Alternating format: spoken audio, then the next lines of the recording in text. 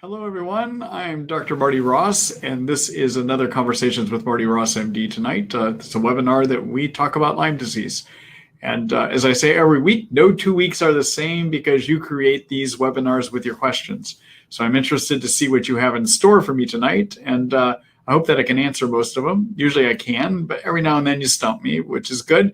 And sometimes you give me new ideas. So I'm interested to see what you have in store for me this evening. For those of you that are returning, I see a lot of familiar names on my message board here, so it's good to see some familiar names. And I'm glad to see you keep getting value and you keep coming back. For those of you that are new, I'm glad to see new people here too. So you can participate in two ways. You can just listen in and see what I talk about and how I answer the questions. I usually use each of those questions as a means of talking about a broader idea, okay? But the other thing you can do is you can write questions to me too. And the way you can do that, there's a chat box located on the right-hand side of your screen down at the bottom. If you click on that, if you write your message in that chat box, that's how you get the message to me, okay? Now, the thing I ask is short questions only. If you happen to get too long with your question, I'm not going to be able to answer it. It actually literally freezes up my screen when I try to post it for people to see. Also, it just gets to be too hard to follow in this kind of a format where other people are trying to follow in on it too. So if the question is too long, I may not answer it. Okay, so just keep that in mind. Let's see here. I am creating a recording of tonight's webinar. I hope to have that ready and edited, and so it can come out to you tomorrow morning before I start my work day here in Seattle, my clinical day, that is, which begins here at 8:30 in the morning. So that's my intention. We will see how things go in my editing process and if that all works out fine tonight too. Tomorrow morning, you will get an email from me announcing that video is ready to be viewed. In that email also will be a link that you can use to sign up for next week's webinar. So we will have another webinar this month. And then after next Thursday's webinar, I'm going to take a week off. I usually do 3 of these in a row and take 1 week off. My intention is to be with you for an hour and a half here tonight. We'll see if I hold up that long. Keep in mind, I do these webinars at the end of my clinical days, so it all depends if I get too tired towards the end or not, but I usually am able to do the whole hour and a half, and that's what my intention is. For those of you that are participating in the live version of the webinar, you will be able to see the questions as I read them. They will show up on your screen. For those of you that are participating in the recorded version, you're just going to have to listen. So that's why I read the questions out loud, okay? All right. So let's go ahead and get started here.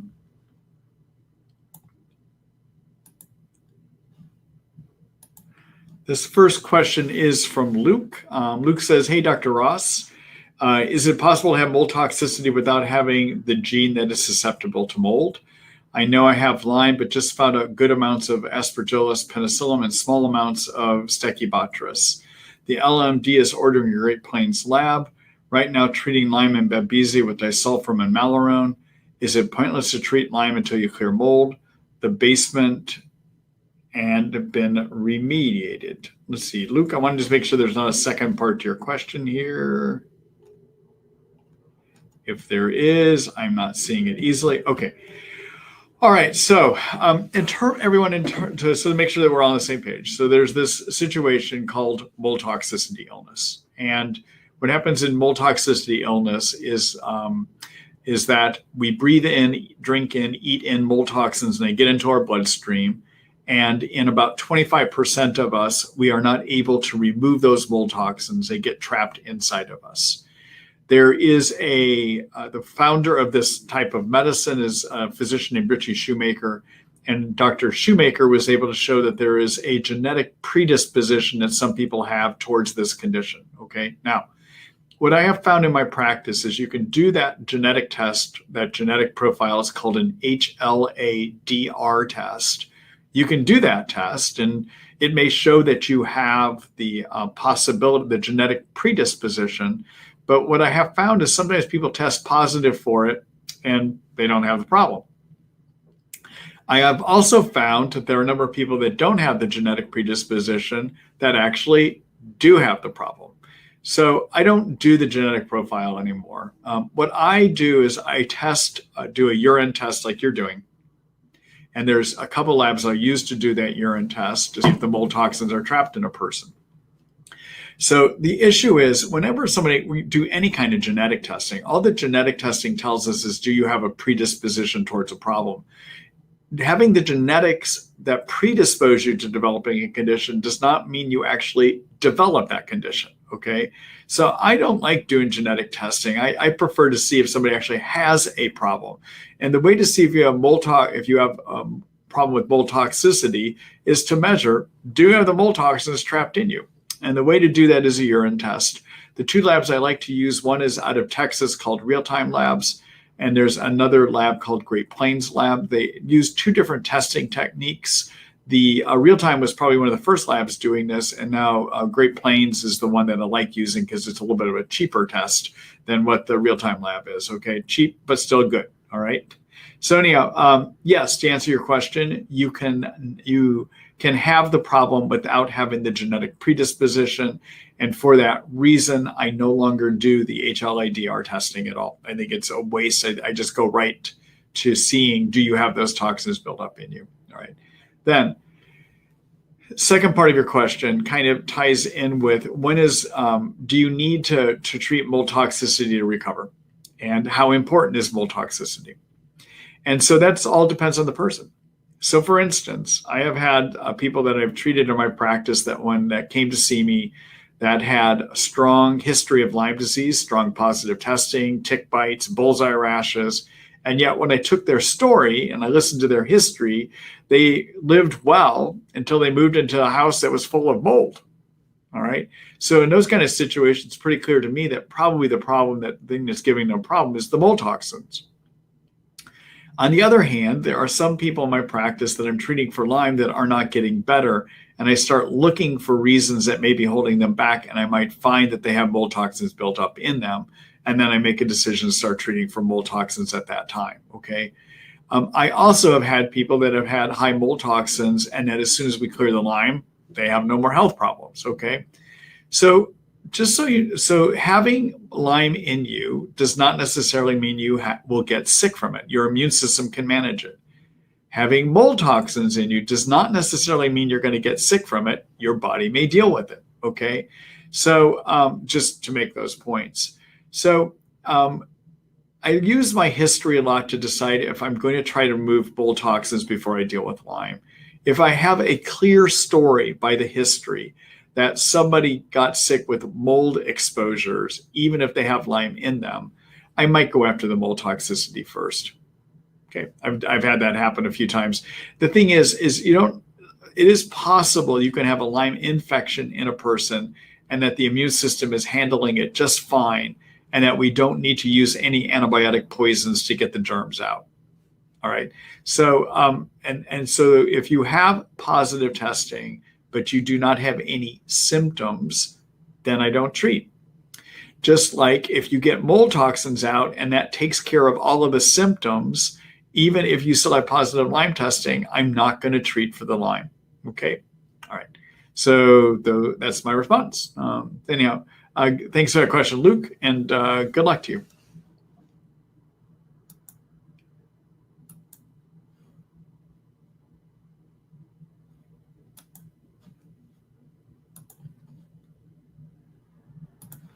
Hello, I'm going to say Kara, although I realize it could be Kara. Hi, Dr. Ross. You said once you had a patient who fully recovered with antibiotic treatment in 6 months after being ill for 20 years.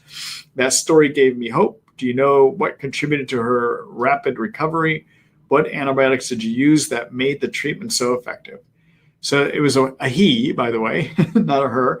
And I can't tell you what it was I used because the combination I used in that person was a combination I would that it was common to me to use in my practice, and other people would not respond to it. So I don't know. So if you're looking for what was the magic combination of antibiotics that worked, it's something that worked in that person. It doesn't always work that way in other people. All right. Thanks for that question.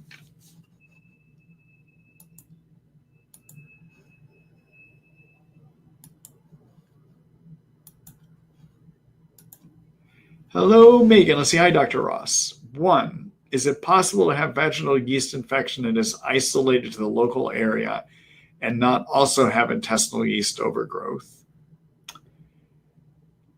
Why don't I answer these one at a time? I'll just read that one, okay? So, yes, it is possible to have yeast growing in your vagina, but not have intestinal yeast overgrowth. However, I have found in my practice that if a person has vaginal yeast, that there's a high probability, especially if they're on antibiotics, that they also have intestinal yeast overgrowth, okay? So if a person has a vaginal yeast infection, and in addition, they have sugar cravings, intestinal gassiness and bloating, if they have a lot of pimples or acne, the relationship with pimples and acne is a yeast manufacture toxins that get absorbed into your bloodstream. And when those toxins interact with your skin, it can lead to more pimples and acne in some people, okay? So if I see enough other stuff that says that the yeast are overgrowing in the intestines, I will treat for them too, okay? All right, number 2. Is it possible to kill yeast when the antibiotics one is taking for infection continue to perpetuate the problem? The answer is to that part is yes, you can sometimes leave a person on antibiotics while you treat their yeast. It's just that you need to do some strong things to treat the yeast. So for instance, when I'm treating for intestinal yeast overgrowth, I'm going to usually have somebody take 2 prescriptions. One is something called nystatin. It's a 500,000 international unit pill, and you do 2 pills twice a day. And I'm also going to have them take diflucan, which is one of my first line treatments, a 200 milligram pill, 1 pill, once a day for 30 days. In addition, I'm going to have them take lots of probiotics, okay? Now, probably 80% of the time that will work and they can still stay on their antibiotics.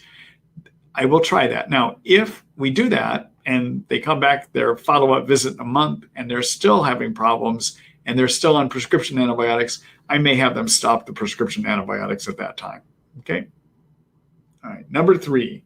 Some docs have discussed very high dose nystatin, like 4 million international units per day for extended periods of time for recalcitrant yeast infections.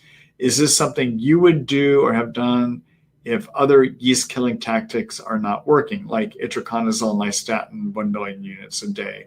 Thanks for your great service and doing these webinars. You are invaluable. You're welcome, by the way. Okay, so first of all, when I use nystatin, I typically use it at 2 million units a day. So I do 2 500,000 international units pills twice a day, which is 1 million units twice a day. I don't find it to be effective by going any higher. Okay, so although some of my colleagues may be doing that, I don't find that to be any more helpful. If I've got somebody that has failed nystatin coupled with itraconazole, or nystatin failed with diflucan, or nystatin with something called terbinafine, also known as Lamisil, and they fail all those, then the drug that I like to use is a compounded anti-yeast medication, which is called amphoterecin. Amphoterecin has to be compounded to be made into a pill form because it's actually only manufactured to be given in an intravenous form. Amphoterecin, you don't even need to use with the nystatin. You can just use it on its own. And I use it as 200 milligrams 3 times a day. And it works over a 2-month period of time, about 95% of the time. That compares to using a nystatin itraconazole or a nystatin fluconazole, which is diflucan. Usually I use those combinations for a month, and they generally work about 90% of the time, okay? So they're a little bit more rapid acting, but if they're not working, then I flip over to the amphoterecin, which works 95% of the time, okay? So it kind of tends to be my go-to drug. The only problem is it has to be made by a compounding pharmacy, and they tend to charge quite a bit for it. So out here, my compounding pharmacist charges about $260, I think $260, $270 a month for a 30-day supply of that, okay? So it can get to be a bit spendy, but it does work well. The other thing, if you are considering amphoterecin, what I want to make you aware of is if you start reading about it, you're going to see all these horrible stories, because when we give it in an intravenous form, that's usually when we're using it for people that actually have yeast growing in their bloodstream. And although yeast in your intestines may make you feel bad, it's not growing in your bloodstream, okay? The reason you feel bad with intestinal yeast is they trigger the immune system to make inflammation chemicals called cytokines. We tend to use amphoterecin IV for people with HIV and AIDS, for instance, that get yeast growing in their bloodstream, okay? And in an intravenous form, amphoterecin can be very hard on the liver and the organs of the body. But when you use it in an oral form, it literally is not absorbed into the bloodstream and therefore has no harm on any of your internal organs, okay? All right. So if you want more information about how do you treat yeast, how do you deal with yeast, let me go ahead and show you an article. And also I'll show you an article about what you can do to figure out if you do have too many yeast in your intestines too, okay? Because too many yeast in the intestines, they trigger an immune reaction where the immune system overproduces cytokines. Keep in mind the reason you feel bad in Lyme is that your immune system is overproducing cytokines. And so having too many yeast in the intestines can look just like Lyme disease does. It can trigger something that looks the same, okay? All right, so let me just do a quick screen share here.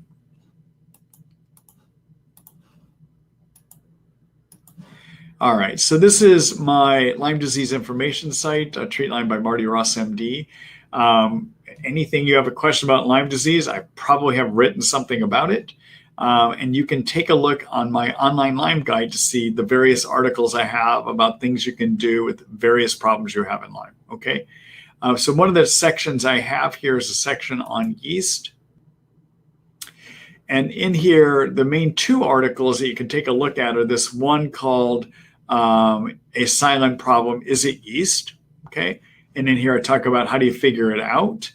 Another article that you can take a look at is this one called Kills Yeast, A Brief Guide, where I explain the various things and approaches you can use to deal with yeast, including how to use that amphoterecin B.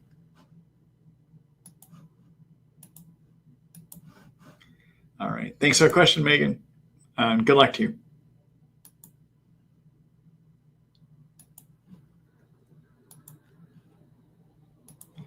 Hello, Gail. Hi, Dr. Ross. Do you see an increase in the incidence of vestibular issues in people with Lyme or Bartonella?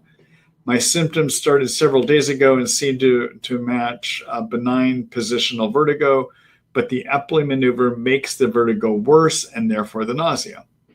The ear, nose, and throat I had a video appointment with today said to see a vestibular physical therapist. My Lyme literate naturopathic doctor doesn't think it's Lyme or Bartonella related because it came on so suddenly and I have no history of it. Any recommendations or thoughts on this? I am really debilitated from it. Looking down, movements of the head, lying on the left side, rolling over in bed. I feel dizzy and horrible. Feel fatigued and awful since this started. Okay. So what Gail is describing is something known as, it's called benign positional vertigo, all right, which is you move your head certain ways and it gives you that dizziness.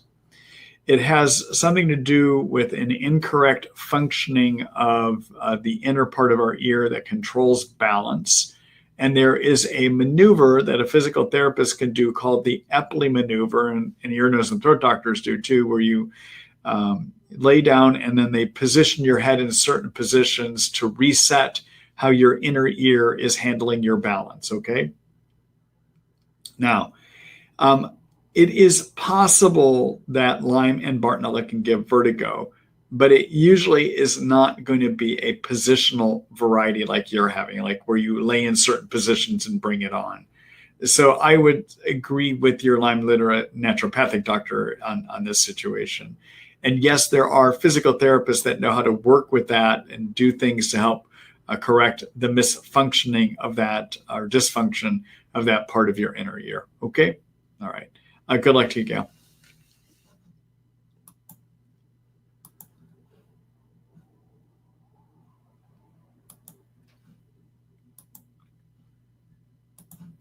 Hello, Elizabeth. Let's see. Hi, Marty. After treating Lyme 5.5 years, I got reinfected. Saw the rash within 5 days when I think I was bitten. I'm on my 3rd week of doxy, having symptoms like temple pain and twitching. Does this mean it's gone late stage, or is this the old Lyme reactivated to doxy? Do you have any advice as to what to do when I'm done with this round of antibiotics? All right. So, Elizabeth, it's hard to say whether this is well, actually, we rephrase that. So when somebody gets an acute tick bite, the antibiotic of choice that we all like to use is doxycycline, okay?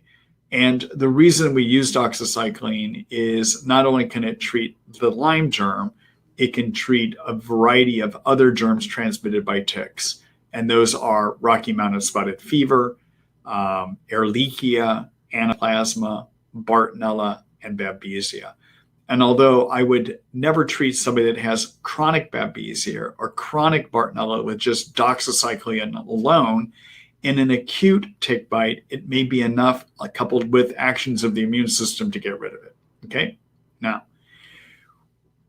when we look at the success of using doxycycline for an acute bite, and based upon the number of people that have acute Lyme that go on to develop chronic Lyme that had doxycycline, it looks like doxycycline fails as a treatment about 15 to 20% of the time. Okay. And so if you're not getting any better after 3 weeks to 4 weeks, I would probably continue treating, but I would change the antibiotics to see if you can find something that's more effective. It is unlikely that this is reactivated old Lyme. It is possible that you are having Herxheimer reaction, although 3 weeks of worsened symptoms is usually a little bit beyond what a Herx would do. Usually with a Herxheimer reaction, which is a reaction where your immune system sees all the dead bug parts from that doxycycline, usually that increased inflammation and increased symptoms will go away in about a week or two, okay? So this just may mean that your doxy is not working. The other thing that you should have done is somebody needs to relook at you and consider, is there a co-infection that is going on that the doxycycline is not handling well enough either, okay? So I think you need further evaluation, and I think you're going to need more antibiotics, because we know that doxycycline in an acute setting will fail 15 to 20% of the time, okay? All right. Good luck to you, Elizabeth.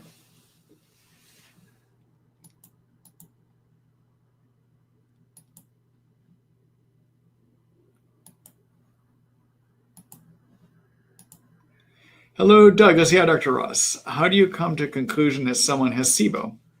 Are the tests you rely on, and how do you treat it? Thank you. All right. So, Doug, everyone, SIBO stands for small intestine bacteria overgrowth. All right. And which means that people get bacteria growing in their small intestines that aren't supposed to be there. All right. And we think that they are bacteria that move up into the small intestines from the large intestines through a valve that separates those two called the ileocecal valve. It is also possible that people might have something called SIFO, which is small intestine fungal overgrowth. That can occur as well, and you get fungus or yeast that move up from the large intestines into the small intestines too. Symptoms that make you think of SIBO or SIFO is having a lot of gassiness and bloating that develops pretty soon after you eat. Okay, some people just feel like they kind of balloon out in a sense, all right? The problem with those infections is they trigger a lot of immune system reactions where the immune system manufactures cytokines. And as many of you know, I talk about cytokines with Lyme disease all the time, okay? So the immune system, when it sees infections, white blood cells, when they see an infection, or they see toxins, or they see yeast, will manufacture these chemicals called cytokines. Cytokines are good and bad. On the good side, they turn the immune system on. But if the immune system is having a hard time getting rid of a problem, then it's going to try harder and harder, and eventually it's going to overproduce cytokines. And excess cytokines make it so you can't sleep, make it so you can't think, make you hurt all over, give you fatigue. You guys know the story, because Lyme disease is a syndrome of too many cytokines. If you get SIBO or SIFO, in addition to having all that gassiness and bloating, Often people will feel a lot of fatigue and achiness and maybe even have brain fog because their immune systems will manufacture too many cytokines in response to it, okay? All right, so how do you diagnose it? Well, there's a test we can do, which is a breath test. And in this breath test, we have you swallow a sugar, sugar water, and then we have you breathe into tubes, either over a 2 or a 3 hour period of time. And we're looking to see whether you're producing excessive amounts of hydrogen or methane or both, okay? If you are producing high amounts of hydrogen or methane or both, that indicates that you've got bacteria in there fermenting the sugar, creating those gases, okay? Now, it is an observation among us, and there's research that backs it up, that says that hydrogen-producing SIBO is easier to treat than methane-producing SIBO, okay? All right. For hydrogen-producing SIBO, one of the medicines that works best is a prescription medicine called rifaximin, also known as xifaxan, which is an antibiotic that stays just in the intestines. It does not get absorbed into the bloodstream. And you take 550 milligrams twice a day, and people do that anywhere from about 2 to 4 weeks. The standard recommendation is 2 weeks. Sometimes I'll do 4 weeks, okay? If you happen to have SIBO that is methane and hydrogen producing, that usually requires using 2 things.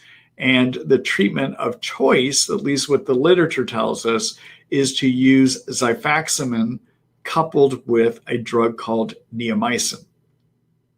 And the neomycin is 500 milligrams twice a day. The xifaxan is the 550 milligrams twice a day. The standard is to do only 2 weeks of that. Many of us, though, that work with treating that form of SIBO find that you need to treat for 4 to 8 weeks, actually, to adequately get rid of those germs. And so I'm going to, usually I'll give a prescription for 4 weeks of both of those medicines, have somebody back in again, see how their symptoms are doing, and then I may even wind up going a total of 8 weeks, okay? Now, those medicines work fairly well, but there's an occasional person that they don't work on, okay?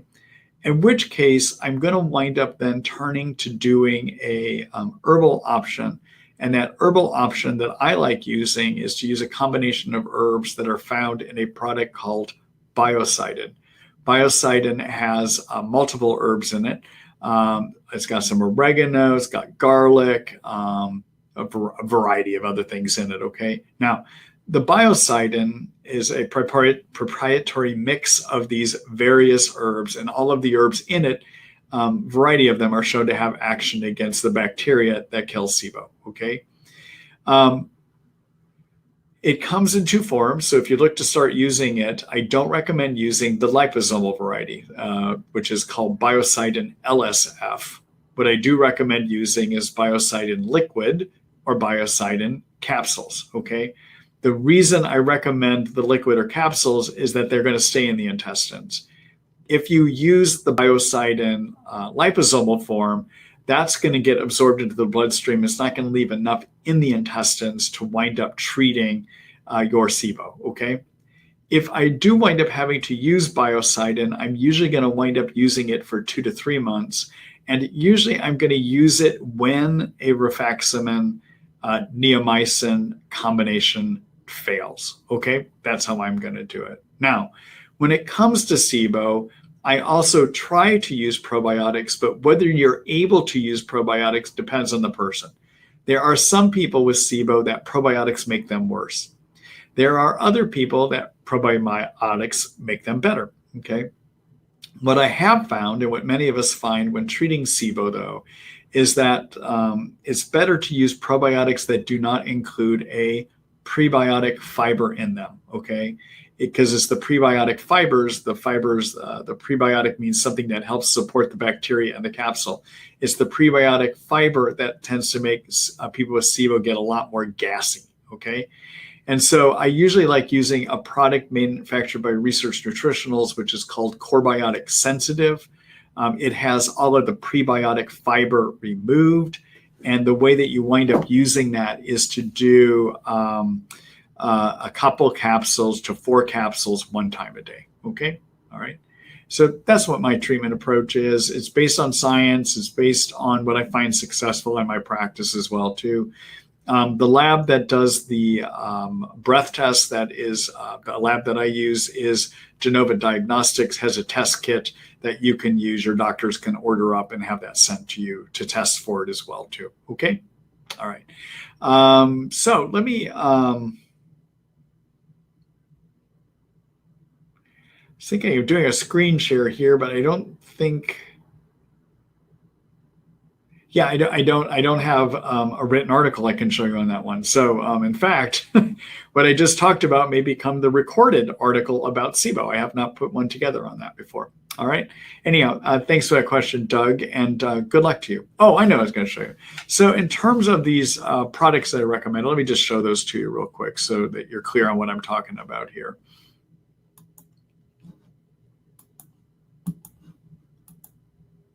Okay.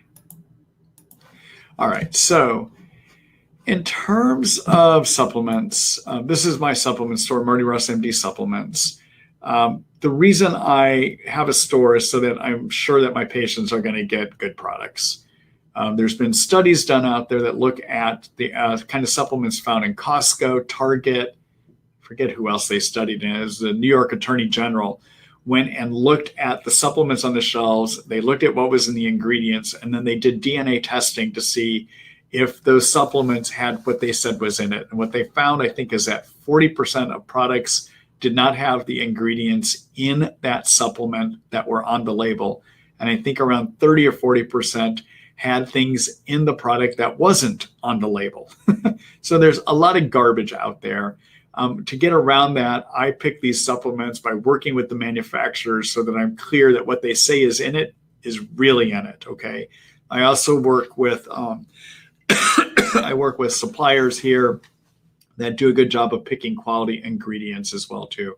So if you're looking for quality supplements and you want to take the guesswork out of wondering whether it's a good quality product or not, take a look at what I have here. And if you like what you see, feel free to purchase from here as well too. Okay. All right, so in terms of the biocidin products, just to be clear on what I'm suggesting. Excuse me. So biocidin, actually, there are 4 different products. There's a throat spray, there's biocidin LSF, capsules, and liquid. You would want to use either the capsules or the liquid, okay? All right. And then in terms of that product called Corebiotic, you want to use the Corebiotic sensitive. That's the one that I find helpful and tolerable for people with SIBO as well too, okay? And then there is an article I do want to show you. If you're looking for more information about the biocidin, take a look. There's a whole article I've written about it, about what's in it and what purposes that we can use it for. And down here towards the bottom, I even have recommendations about how you dose it depending on what you're using it for. So using biocidin liquid, I talk about how to use it for SIBO, and how to use biocidin capsules. I talk about it here in the article. Okay? All right.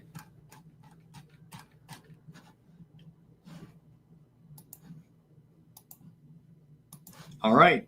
Thanks for that question, Doug, and good luck to you.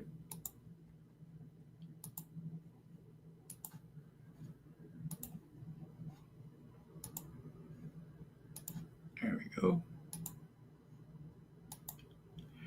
Hello, Lynn. Let's see. Hi, Doc Marty. Have you seen mottled skin on both legs associated with tick-borne illnesses? I recovered from chronic Lyme, Bartonella and Babesia years ago, but still get little flares, and this showed up in the last few years and seems to be getting worse. Wonder if it is a sign that the infections are still around. Regardless, do you know treatment for it? Thanks. Separately, if one gets acute COVID-19, do you recommend increasing doses of transfer factor multi-immune and other elements of your protocol? Thank you. All right. So regarding the skin condition that you have, I have not seen an association with that and Lyme. I'm not saying it couldn't be. I haven't run across that in my practice, and I've been treating Lyme since 2004, and pretty much exclusively is the like 95% of what I treat in my practice since 2007. So I've seen a lot of people, okay, but I haven't seen that occur. But every now and then somebody walks into my clinic with something that I haven't seen before, that as we treat their Lyme, it does get better. But I don't know how to approach the skin condition, okay? All right. Secondly, hold on, everyone. My allergies are all kicked up here. That's why I'm coughing. It is not my COVID-19, okay? Hold on just a minute.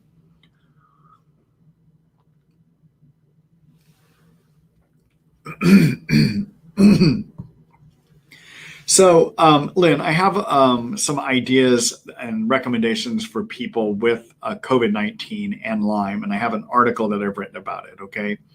But let me just summarize a couple ideas about it, and then I'll show you that article here in a minute. So obviously with COVID-19, we're still learning a lot of things, okay? But the one thing that I try to do with people that have COVID, or to help prepare people for COVID-19, is I like to focus on what is known as the innate immune system. That's the part of the immune system that we use to fight infections we have never seen before, okay? Which makes sense. This is the novel coronavirus, all right? So the innate immune system is made up of your skin. It's made up of your mucous membranes, like your nose passages and your throat, and even your intestines. And it's made up of a group of cells that don't need to be programmed to fight that infection. So those cells are natural killer cells. There's something called dendritic cells. There's something called macrophages, and there's something called phagocytes, okay? So my approach to things that might help if you get COVID-19, notice the word I said might, because there's no research on any of this, okay, is I want to give things that are going to help turn on and prepare the innate immune system, all right? And one of those things is the transfer factor multi-immune that you're talking about. And what we know from studies is that the transfer factor multi-immune can turn on one type of cell in our innate immune system, and that is the natural killer cells. And it helps them. One study by Research Nutritional shows a 600% improvement in function. Now, that's taking it one pill twice a day. I don't think you're really, if you've already are taking it, you've already got your natural killer cells ramped up 600%. I don't think there's any advantage to increasing the transfer factor multi-immune that turns on those natural killer cells, okay? Other parts of my protocol that I suggest that people might want to try to rev up their innate immune system is to be on vitamin D. The other thing is to be on something called reishi mushrooms, which have beta-glucans in them. Beta-glucans are shown to turn on all parts of the innate immune system. So the dendritic cells, the phagocytes, the macrophages, and the natural killer cells work better due to the beta-glucans, okay? All right. Other things that you can consider is to be on quercetin and zinc. And I make that recommendation based on studies from the SARS virus a few years ago, back in the 2006, 2007, I believe, which was a coronavirus. There were laboratory experiments showing that quercetin coupled with zinc decreased virus replication in laboratory experiments, okay? That does not mean it will work for COVID-19, but it might. And so the way that quercetin works is it is known as a zinc ionophore, which means it helps carry zinc to the inside of your cells. And the idea is we think that zinc can block one of the enzymes involved in virus replication, the COVID-19 virus replication, or the SARS, in that case, virus replication. So I suggest people, if they think they're getting it, they might want to consider taking quercetin as 500 milligrams 2 or 3 times a day, and then being on zinc. I like using a form of zinc called zinc picolinate. And the zinc picolinate, I recommend, it's a 30 milligram pill, and you can take up to 3 of those a day, 1 pill 3 times a day if you want to, okay? Now, do I have any proof that this actually helps? No, I don't. It's more looking at what the laboratory experiments tell us from the SARS epidemic, and looking at things that might help boost the innate immune system as well too. Okay, all right. let me do a quick screen share where you can read more about what I'm suggesting here.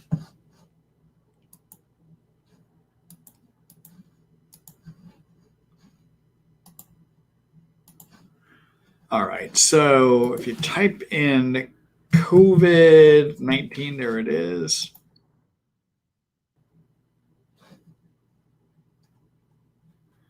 All right, so this is the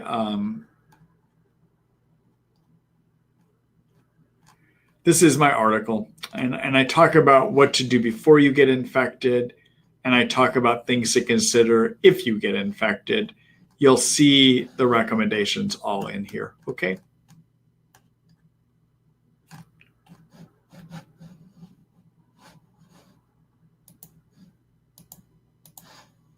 All right, Lynn, thank you for that question.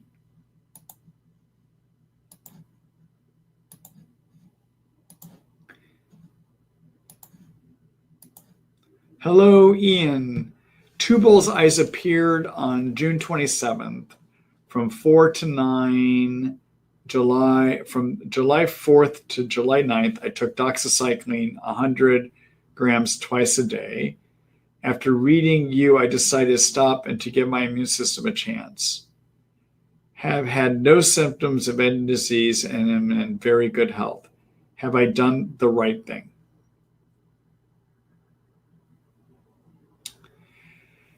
So Ian, for an acute tick bite, especially with a bullseye rash, so an attached tick, well,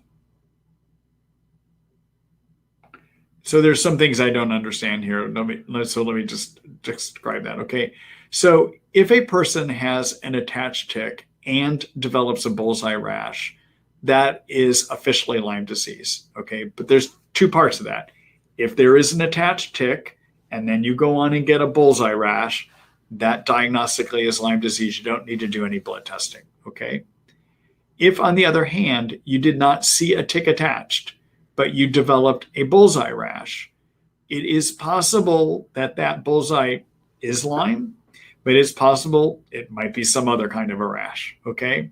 And I would need to know more about what your symptoms say. I would need to know more about is there a chance you could have had a tick bite? Okay, I would need to know all that, all right?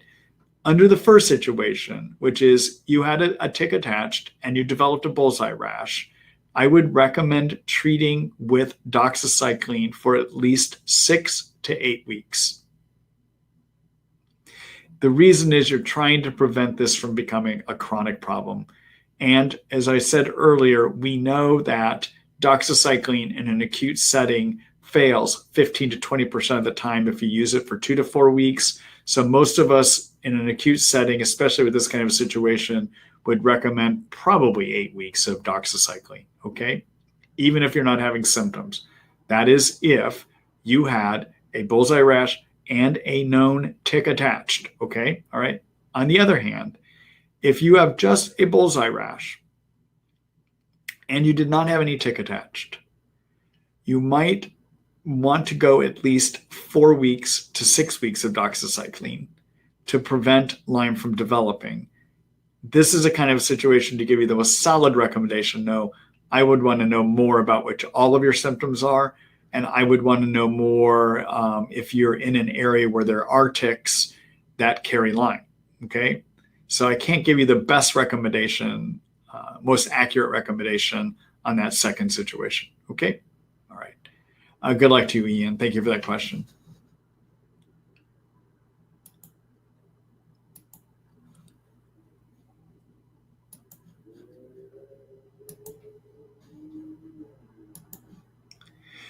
Hello, Eileen. Let's see. Hi, Dr. Ross. My husband and son have multiple pyrogenic granulomas, which I believe were caused by Bartonella.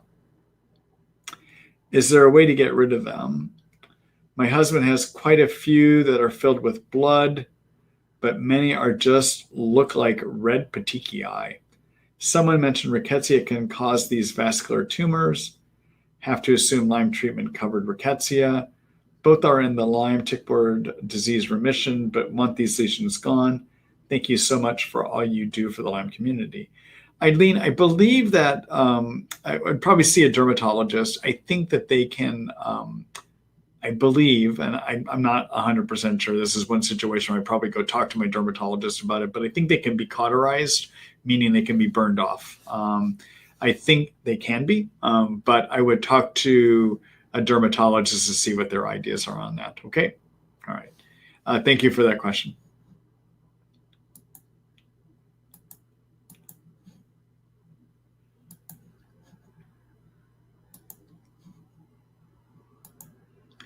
Hello, Nicole LLC. Hello. I have been diagnosed. I have Lyme diagnosed in Germany via elispot method. I didn't accept their protocol, take antibiotics every day instead. I will use the protocol from Dr. Cecil Jadine.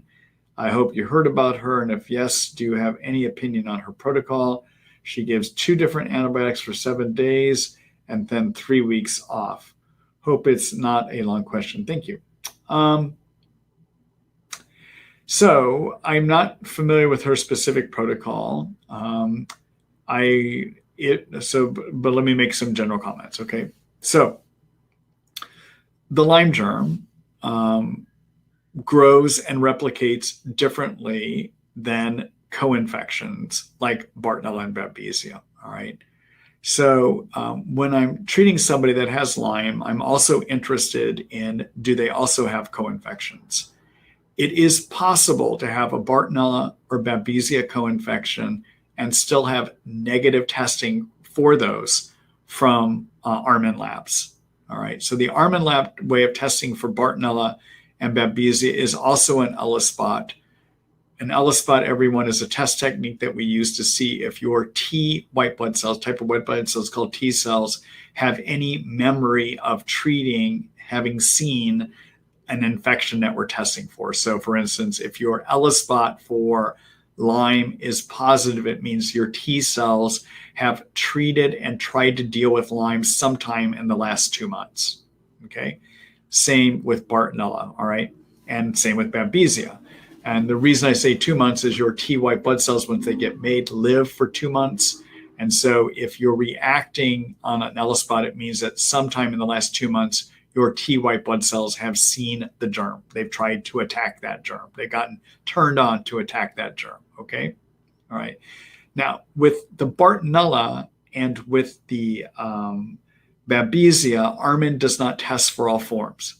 For Bartonella, he's testing for, I believe, 1, maybe 2 strains, but we recognize 15 that can infect humans. Okay.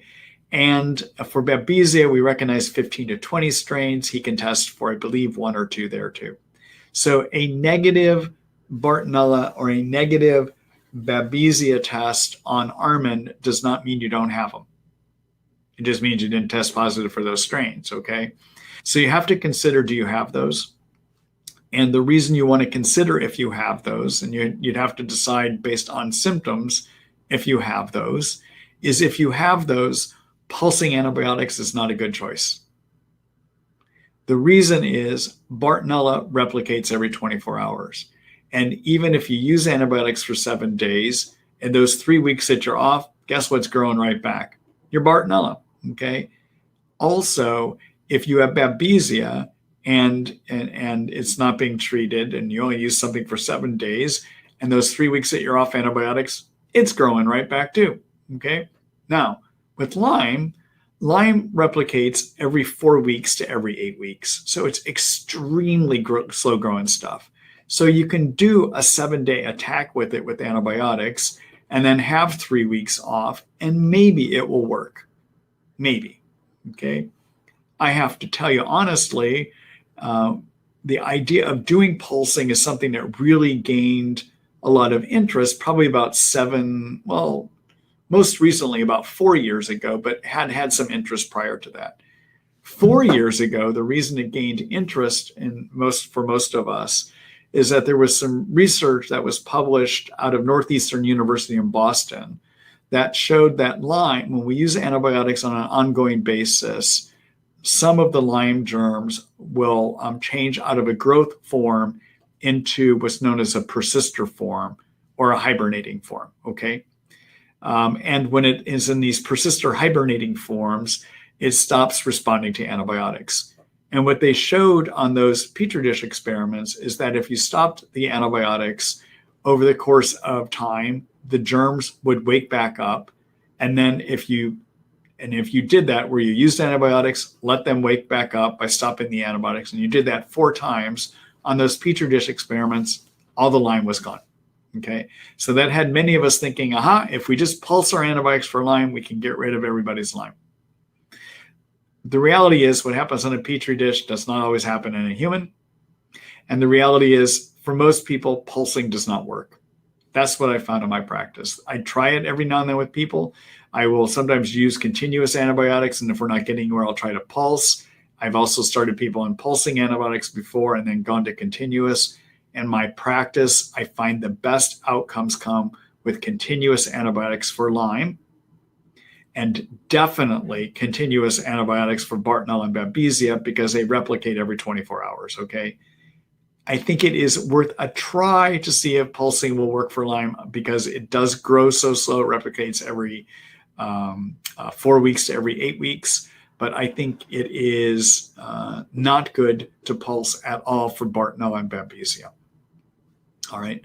So I haven't seen her specific, or Dr. Cecil Hadeen's specific protocol, but those are just some comments about pulsing in general. All right. Now, if you're wondering if you have Bartonella and Babesia, I'm going to refer you to a couple articles I've written about those so you can figure out based on symptoms if you might have them and if you should treat for them. Let me do a quick screen share here.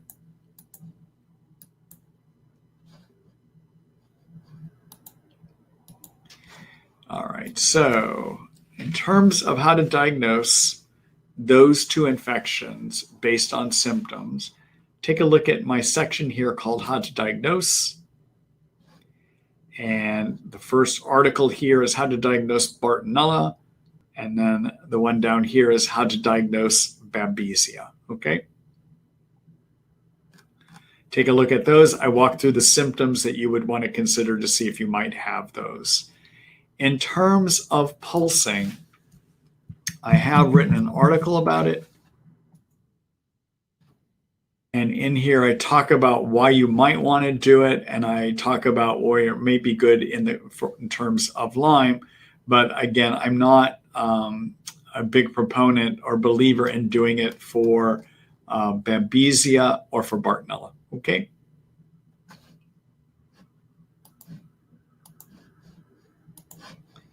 All right, Nicola, thank you for that question. Good luck to you.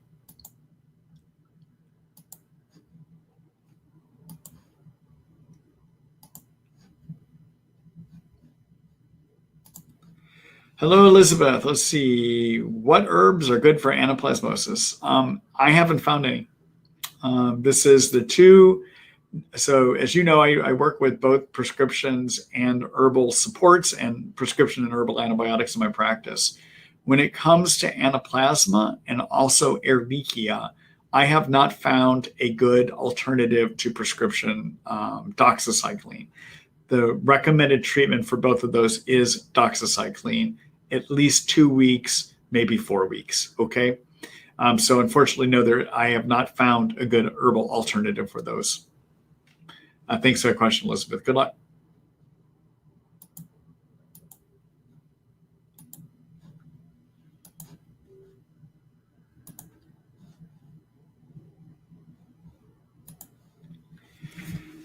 Hello, Marie E. Let's see. Hi, Dr. Ross. I just received the results of my mycotox test. Ochratoxin A is what came back high, 50 instead of 7.5. So under 7.5 is considered normal on that one. Okay.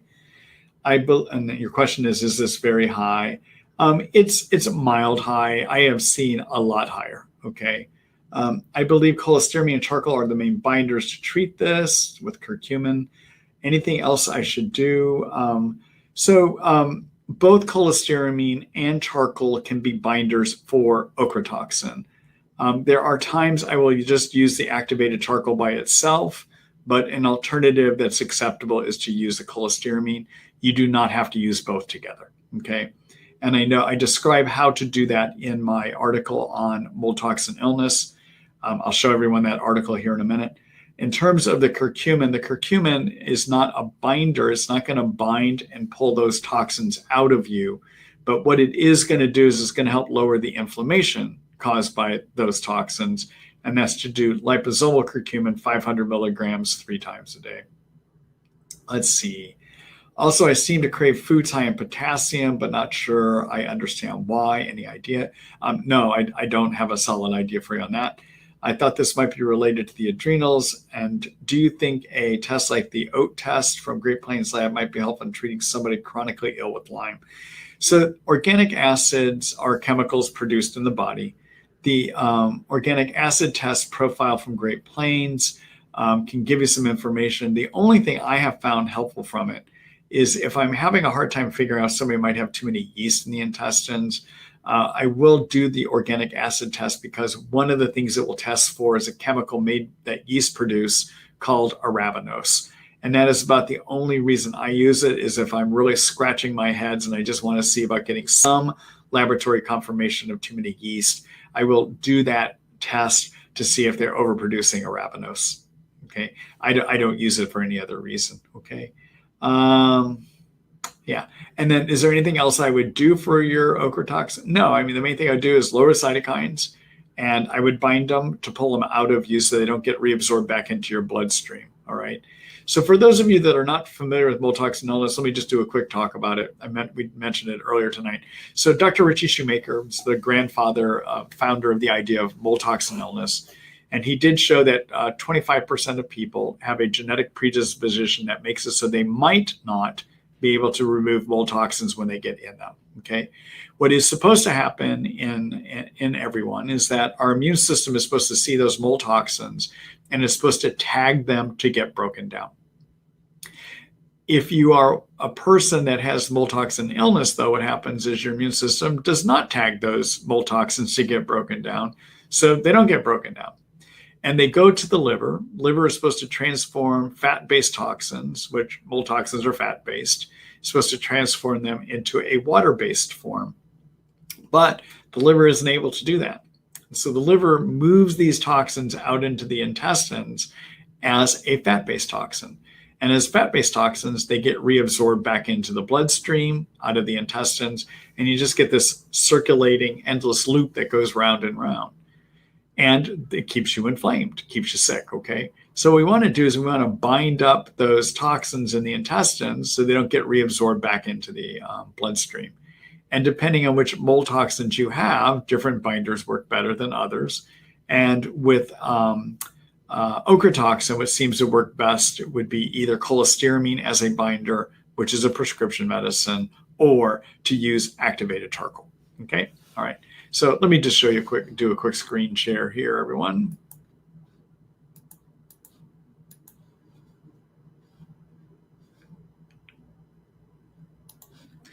All right, so let's look at this section on detoxification. And I'm going to just have us take a look at this article I've written, which is mold and Lyme toxin illness, okay?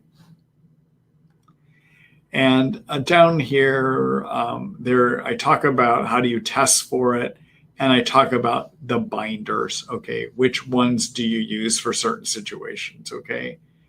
And I also recommend, no matter what binders you use, being on curcumin because it helps lower the inflammation. All right.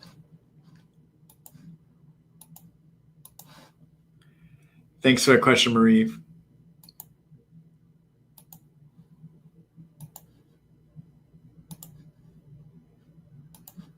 Hello, Lou. Let's see. Even a low dose of disulfiram causes me intolerable neuropathy. Antibiotics have trashed my gut. Do you think herbal treatments will worsen mast cell activation? There is nothing else left. So unfortunately, I'm sorry to hear about the disulfiram. There are about 10, well, actually, according to my own experience now, and then also that of Leekner, about 20-25% of people that we try disulfiram on can't tolerate it because of side effects, okay? In terms of mast cell activation, everyone, mast cells are a type of cell that lives in our bodies that traditionally most of us only thought were involved in allergies.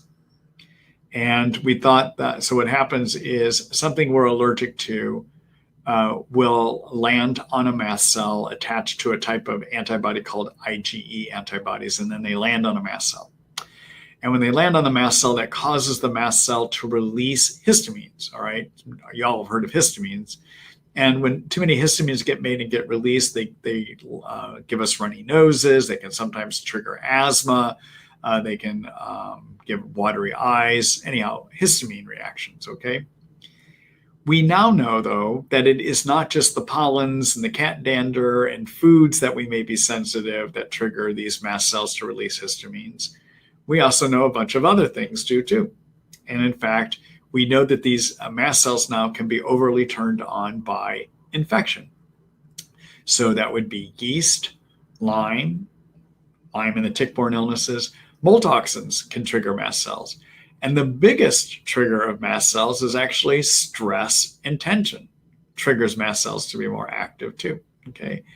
Now, some people that have developed a lot of mast cell activation will have trouble tolerating medicines.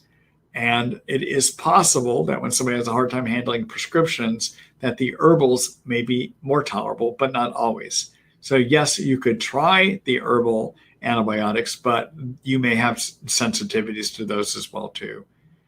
The thing to try to do is to get your mast cell activation under control. And that involves doing a number of things. Number one, relaxing. Decreasing stress. Relaxing may be not the way to do that, but whatever it is you find that can help decrease stress and tension, do it. If that's meditating, if that's seeing a counselor, if that's exercising, if you can exercise, whatever it takes to de-stress, okay? Number two, remove the things as best as you can that you're reacting to. So if it's foods, remove them. If it is cat dander from your cat, get rid of the cat. I'm sorry to be so cold about it, but sometimes that's what you have to do, okay? Number three, be on low histamine diet, okay?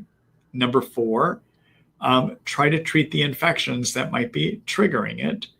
Number five, stabilize your mast cells. Make it so they don't release those histamines as easily. And there's two herbs that can do that. One is called luteolin, another one called quercetin. If you have mast cell activation that's affecting your gut, using a prescription called cromolyn can help. The other thing you can do is be on prescription antihistamines, and there's two families we use. There's the allergy antihistamines like Zyrtec and Claritin, and then also sometimes we can use stomach acid blockers, which are also antihistamine, like Tagamet can sometimes help too, okay? And then finally, you can be on medications that decrease the inflammation triggered by all this allergic reaction. And that's a medicine called Singulair, can sometimes be helpful as well too, all right? So you just gotta take a multi-pronged approach to settle all this stuff down.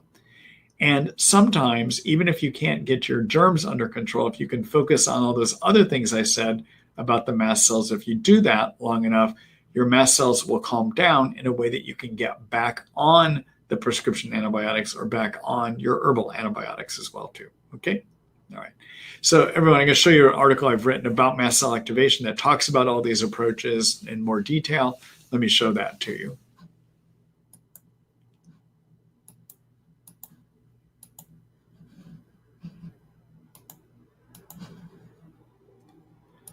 All right, so I'm just going to type in mast cell activation here. All right, this is my article on mast cell activation. And in here, I talk about the symptoms that can suggest it.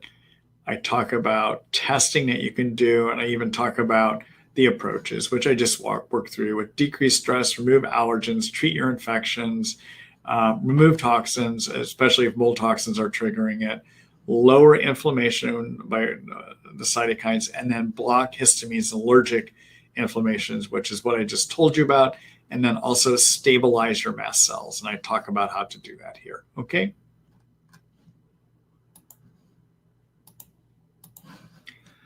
Good luck to you, Lou.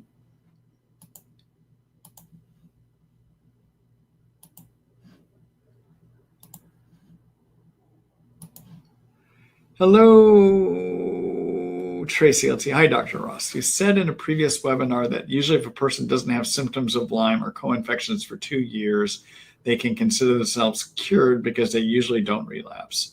Does that 2-year symptom-free period include time on antibiotics, or does that clock start once antibiotic treatment ends?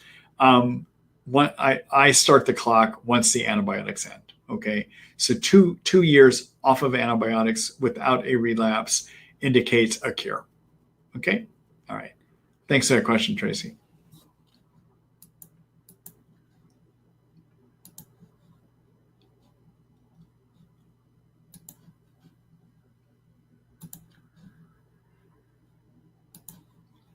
Hello, Jen. Let's see. Hello, Dr. Ross. It appears that some patients benefit greatly from disulfiram, but relapse upon discontinuation. Are practitioners prescribing low doses for long-term use in such cases? Are there any studies regarding safety of long-term use? Thank you and stay well. So I haven't looked at, thank you for the stay well wish there. So let me talk about disulfiram and probably answer your question a different way than you think I might. So disulfiram, as many of you know, we're using because we think it treats persister Lyme. All right. So let me just talk about that concept here for a minute and then talk about disulfiram. So in Lyme, we now know that Lyme can exist in 2 growth states. There are growing forms of the germ and there are non-growing forms of the germ. The non-growing forms are what we call persisters, or you can kind of think of them as germs that have gone into hibernation. Okay. All right. So traditionally, most of the antibiotics we use to treat Lyme, the classic ones that all of you have been on or might have been on or have looked at using, treat the growing forms of the germ. Most of our attention now, though, is starting to focus on at least laboratory experiments, not human studies, but laboratory experiments are starting to show various agents that might treat the persister form. Disulfiram is one of those. There also is some research coming out of Johns Hopkins University suggesting methylene blue might be helpful, and also that oregano oil might be helpful as well too. Okay, so we may have other options as well for those persisters, and there may be more that get developed over time. If we look at studies from Northeastern University published 4 years ago in a laboratory setup, when Lyme germs were exposed to antibiotics for a while, about 80% were in a growth state and 20% wound up turning into these persister forms. So that means the majority of germs, at least if what happens on those petri dishes holds in a human, about 80% of what's in us may be growing forms and 20% may be persister forms. So if somebody gets treated with disulfiram and and they relapse right afterwards, I have to wonder if the problem is that we should have been also treating for the growing forms of the germ at the same time. So many of your physicians, and even I've done it with some of my patients too, maybe using disulfiram is the only antibiotic that we're using to kill the Lyme germs. There are some people that get a lot better with that. The research that was done only looked at the question of, does disulfiram treat persisters? It did not tell us whether it treats growing forms.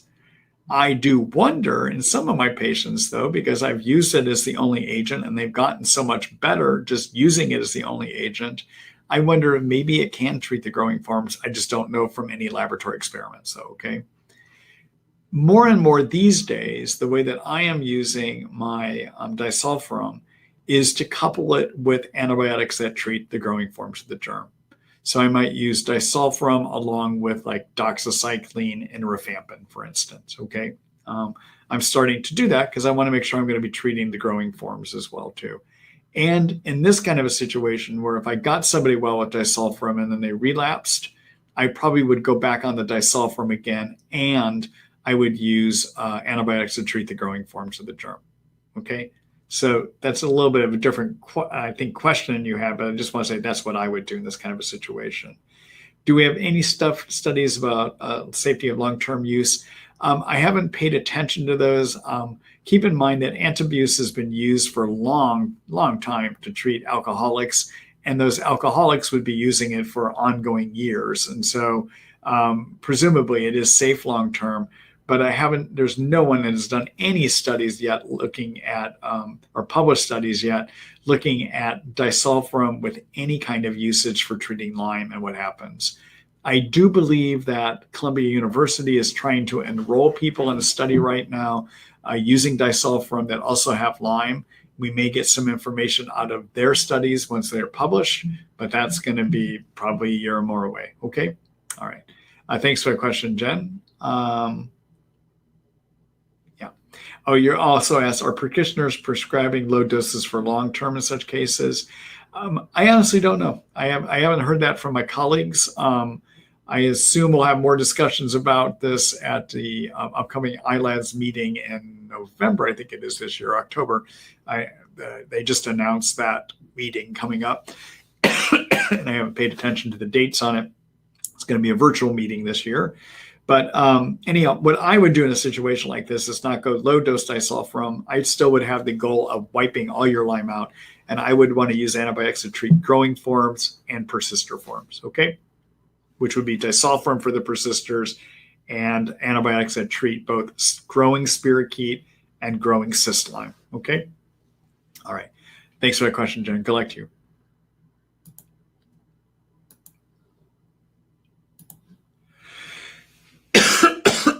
Excuse me, everyone.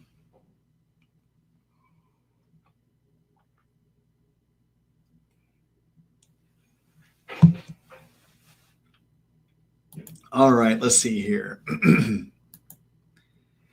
Hello, Elizabeth. Let's see, is 3 weeks enough on antibiotics before I switch to herbs? It could be. It depends on what you're treating. If you're using your antibiotics to treat the Lyme infection, prescription antibiotics, I find in my practice, work about 85 to 90% of the time.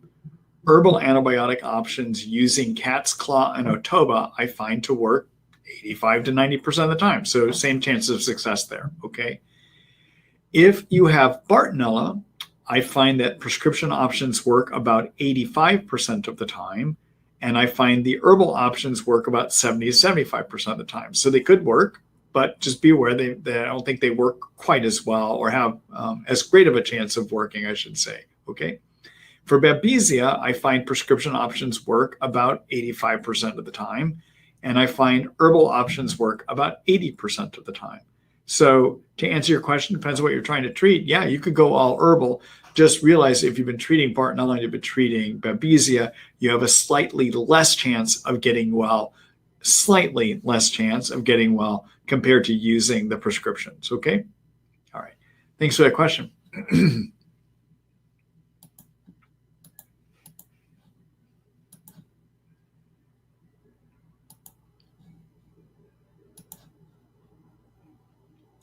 Laura, thanks for your comment. Laura says, glad you're going to take a little holiday. I'm actually not taking a holiday. I'm taking a holiday from the webinar. These webinars, I love doing these webinars, but I'm taking a break from it about every 3 weeks. They, to be on and answering questions for an hour and a half is kind of intense. I usually feel kind of worn out, especially after doing these webinars. And so every now and then, instead of being worn out on a Thursday, I like to have a Thursday where I go home and still have good energy to do things. Okay. All right. Thanks for that, Laura.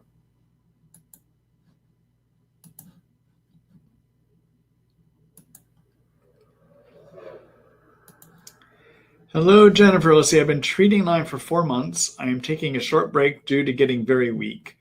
A few days ago, I began having very bad air hunger and very tight back muscles. I've never experienced the air hunger before. Is this related to Lyme or a co-infection? What's the best way to alleviate or improve air hunger? Also, when do you know if it is something very serious with shortness of breath? Lastly, is the break in treatment flaring up Lyme or the co-infection? All right. So, Jennifer, in terms of Lyme, the Lyme germ is okay to take a break from treatment because, again, as I said earlier, it replicates, makes new babies about every 4 weeks to every 8 weeks. So it's okay to stop and not go backwards, not have the germ overtake everything, okay? On the other hand, if you happen to have an incompletely treated co-infection like Babesia or Bartonella, both of those germs replicate every 24 hours, and they can get active when you're off the antibiotics. Okay. Now, air hunger means you get winded, all right? And yes, there are two co-infections that can give that sensation. Babesia can and Bartonella can, but there's other medical problems that can give you air hunger too. And since you did not have air hunger at the beginning of your treatment, at least from what you've told me here, that tells me you ought to at least be evaluated by a physician, probably in their office, where they can listen to your lungs and figure out, do you have something else giving air hunger? So did you get asthma? Do you have pneumonia going on? Is your heart beating irregular and therefore it can't move enough blood and you've got stuff backing up in your lungs? I'm not trying to scare you. What I'm saying is you need to have a medical evaluation to look for other causes of being winded, okay? All right. And good luck to you. I'll talk to your doctors about that tomorrow, definitely. Okay? All right. Good luck to you.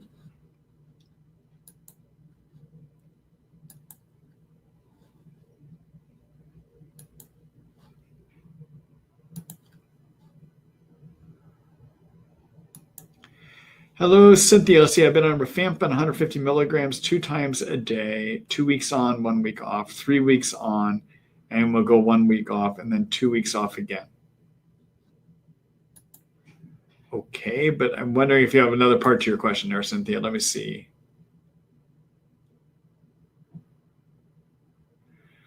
Okay, there's 2 more parts. So the other part is, I'm also on MC bar 1 and MC bar 2.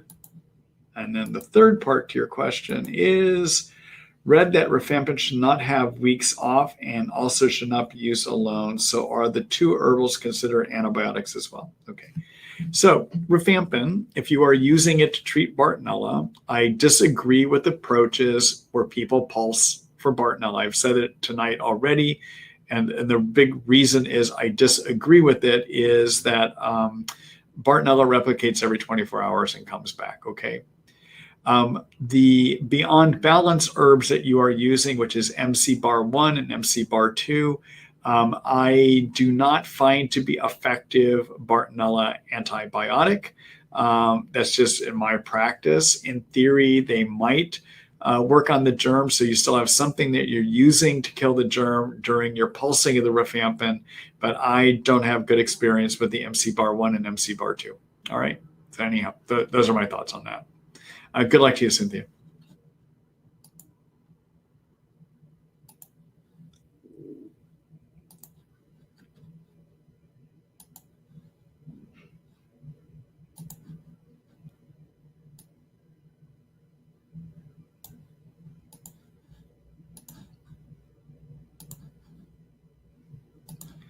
Hello, Marie. Let's see here.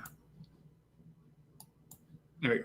Hi, Marie E. Let's see. Hi, Dr. Ross. In your herbal treatment for Bartonella, can biocidin be replaced for oregano oil? Is it as effective as oregano oil for persistiforms, removing biofilm and treating growing forms? If so, does it need to be liposomal biocidin or can it be non-liposomal? So it's a good question. I mean, as I've said, the reason I'm recommending oregano oil in my Bartonella treatments is, or liposomal oregano oil, is that based on studies that show it can break up biofilms and also that it can treat persistiforms of Bartonella, okay? Also, there are studies that show it can break up biofilms for Lyme and that it can also treat persistiforms of Lyme too.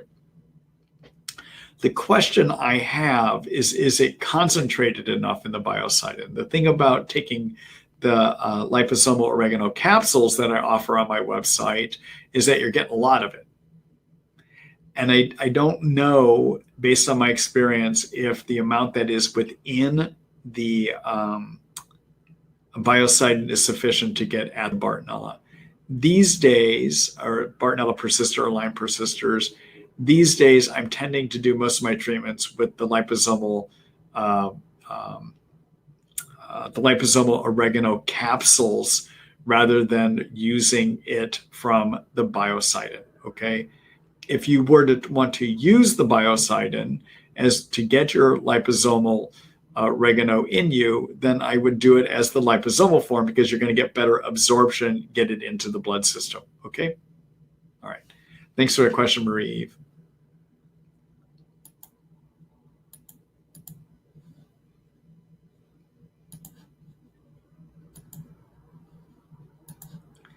Hello, Annette. Let's see. I've been taking glutathione, but in a recent webinar, you indicated it is contraindicated with mast cell activation syndrome. Can you explain?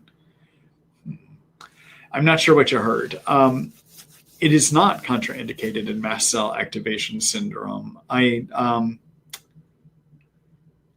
not sure in what context that was said. I wonder if somebody was asking a question, maybe they had allergic reaction to it. I don't know. But generally, I have no problem using glutathione in people that have mast cell activation.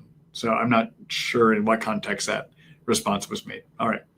I'm sorry about the confusion there, Annette.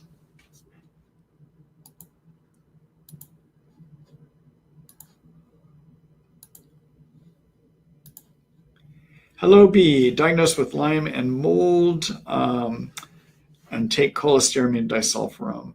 Disulfiram since February, low and slow, and will begin target dose of 250 milligrams next week. Lyme literate medical doctor advises 250 milligrams for at least 2 months. I believe it is working. Detox with transudate. Is this your recommended dose? Supplements are curcumin, quercetin, vitamins, magnesium, ashwagandha, C and D. Is there anything I take for horrific fatigue? Thanks, Doc Marty. All right. So the target dose that I recommend is based on weight. Okay. And I always have to pull my chart to look at it, but I think it's above. We can look at it here in a minute. We can look at that together. Okay. In terms of your fatigue, there's a variety of things to consider with fatigue. And I think it's going to be easier if I just show you my article of the things to consider with fatigue to make sure you're addressing with each one of those. It's already about 524 or 525 here. And so I'm going to show you that article instead so I can get to another question here. Okay. All right. Let me just do a quick screen share here.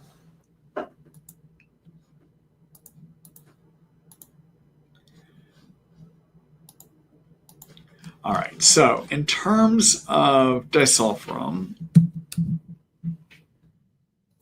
take a look at my article on disulfiram, and in here you'll find my dosing chart, which is for 100 to 135 pounds. I try to get to 250 milligrams.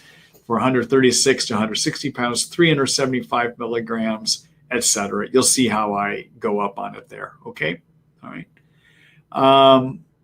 All right, and then the other question, let's see, the other part that I wanted to show you, energy, yeah. Let's see here. So take a look at my chapter on energy and fatigue and read this article called Fix Fatigue and Boost Energy, the Basic Steps, okay? And you may find in the end that if you've done a lot of these steps in here, the last step is to try to repair your energy factories, which are called mitochondria, which is this article here, okay? But read through this whole article first, and then you'll see if you've done a lot of those steps already, then look over at this one, okay? All right. Good luck to you, B.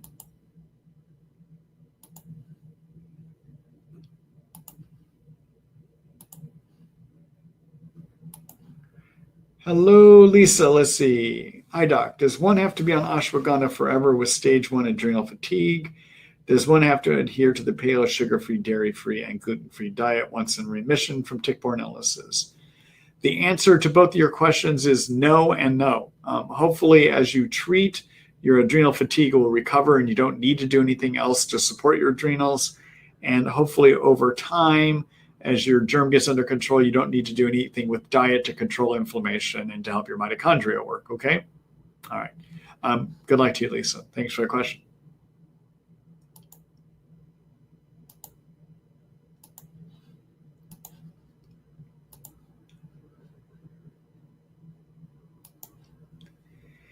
Hello, Elizabeth. Let's see. I have Lyme and Anaplasmosis along with multiple chemical sensitivity.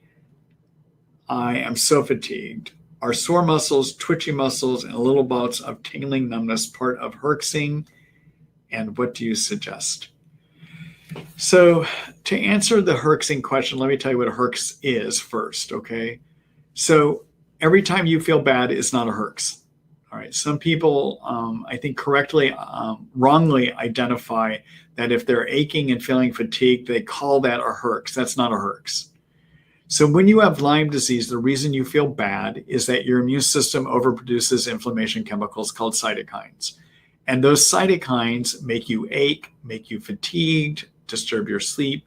They give you all of your Lyme symptoms.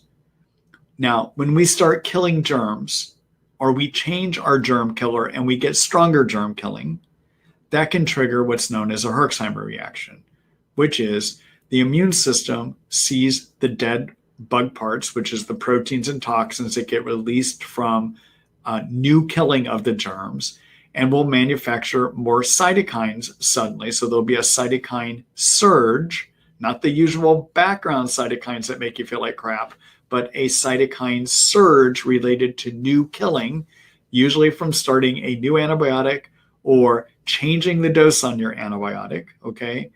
That kind of worsening is what we call a Herx. So to identify something as a Herx, it means you had to have changed your treatment in a way that results in greater killing. If you're just having normal ups and downs of feeling like crap, and you didn't recently change what you're doing to kill your germs, that is not a Herx, okay? All right. There are things you can do to lower your cytokines to control Herxing and to help yourself feel better just from the normal cytokine garbage that's there all the time making you feel bad, all right? And so two things I would say definitely you ought to look at. Number one, I like having people on curcumin. Curcumin is a component of the Indian seasoning turmeric. It gets inside of white blood cells and limits cytokine production. I like using a liposomal variety to increase its absorption. And the product I like using, a product made by Thorne called Mariva 500 SF. I use it as one pill 3 times a day. In addition, if people are having a lot of trouble with excess cytokines and or Herxing, I like to have people be on liposomal glutathione. Glutathione in a liposomal form gets well absorbed. In a non-liposomal form, it does not get well absorbed. All right, that's why we want to use liposomal. And it helps lower toxins that can trigger cytokines. In addition, it lowers oxidation agents that trigger your white blood cells to make cytokines too, okay? So you can kind of think of as curcumin as getting into the factory and interrupting the factory production line. And you can think of the glutathione as blocking the mail service that's carrying the letters, ordering the lab to make its cytokines. So it blocks the oxidizing agents, messengers that tell the white blood cells to make the cytokines, okay? And the way that I would use the product I use for liposomal glutathione is a product made by research nutritionals called Trifortify. I usually have people take 5 milliliters of that 1 time a day, okay? There are other ideas I have as well. Let me just do a quick screen share and show you a detailed article about this.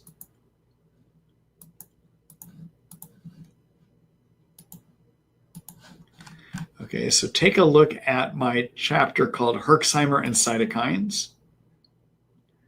All right, and take a look at this article called Control Cytokines, A Guide to Fix Lyme Symptoms and the Immune System, okay? Good luck to you, Elizabeth.